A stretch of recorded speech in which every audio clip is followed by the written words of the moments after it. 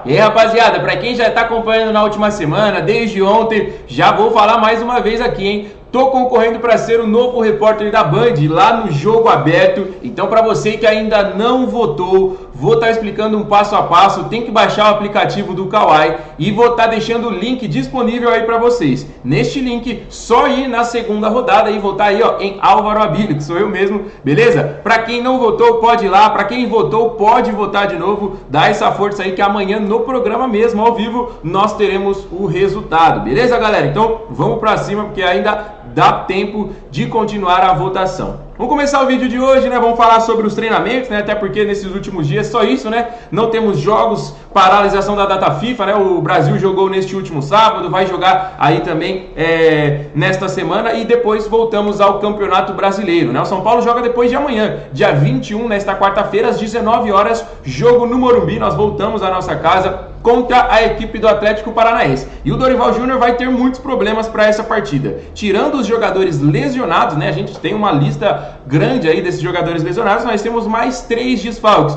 Pablo Maia, que foi expulso contra o Palmeiras, cumpre suspensão nesta partida. Michel Araújo, vocês acompanharam aí também que eu trouxe a informação, está suspenso pelo STJD depois de proferir aquelas palavras lá no clássico contra o Corinthians, falando a respeito da arbitragem. E o Arboleda, né, que tem um jogo dia 20, amanhã, com a seleção equatoriana lá nos Estados Unidos. O jogo vai ser às 9 horas da noite, no horário de Brasília. E aí, a gente acredita aí que, pela logística, o jogador não consegue chegar a tempo aí para enfrentar a equipe do Atlético. Então, mais um desfalque confirmado. Com isso, passa de 12 desfalques para a partida contra o Atlético. É mais de um time inteiro que o Dorival Júnior não pode escalar para essa partida. Vai ter que se virar aí para montar uma escalação boa. Mas a gente pode ganhar o reforço do Alexandre Pato. Nós temos mais esses 2 dias de treinamento, preparação. Quem sabe o Alexandre não esteja aí na relação da partida. Vamos ver aí como é que vai estar a parte física do jogador e se o Dorival vai querer contar com o atleta. Quero saber a opinião de todos vocês aí, o que vocês acham sobre esses desfalques, sobre o Alexandre Pato aí podendo entrar em campo aí pela primeira vez neste retorno com a camisa do nosso tricolor, beleza? Muita gente perguntando aí sobre o Igor Vinícius. E aí, quando o Igor Vinícius volta? O jogador perdeu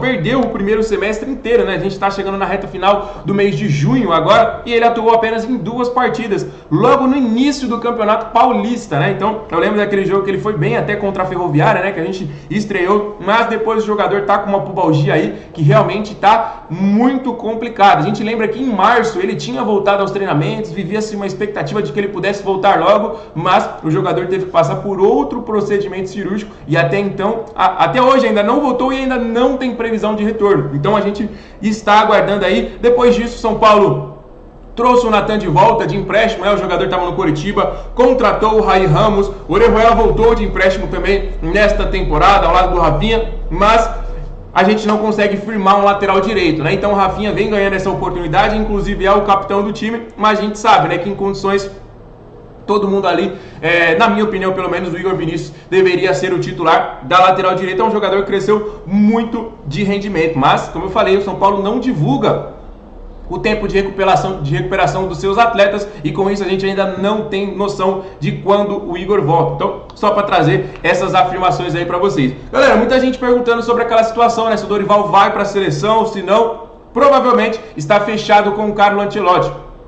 A CBF vai esperar o treinador aí terminar o seu contrato com o Real Madrid e ele vai assumir o cargo aí de comandante da seleção brasileira. E com isso, Dorival Júnior fica no São Paulo. Muita gente querendo saber também sobre o Rogério Ceni, né? Qual o clube que ele vai treinar? Já teve o nome vinculado aí com algumas outras equipes, né? Com o Vasco, por exemplo, né? Quando o Barbieri estava e ainda está realmente balançando no cargo, no Internacional, quando emendou uma sequência de derrotas, né? E o Mano poderia cair. Agora, o treinador foi oferecido ao Atlético Mineiro, que preferiu a contratação do Felipão, e agora com o Paulo Turra saindo do Atlético Paranaense, ele também foi oferecido ao time. Ele tinha sondagens aí do futebol mexicano, mas preferiu permanecer no Brasil. Então, algumas negociações, algumas fontes dizem aí que ele pode estar em negociação aí com a equipe do Atlético Paranaense, que está fazendo, na minha opinião, um bom início de temporada, né? Tá na parte de cima aí da tabela do Campeonato Brasileiro, vivo na Libertadores, tem também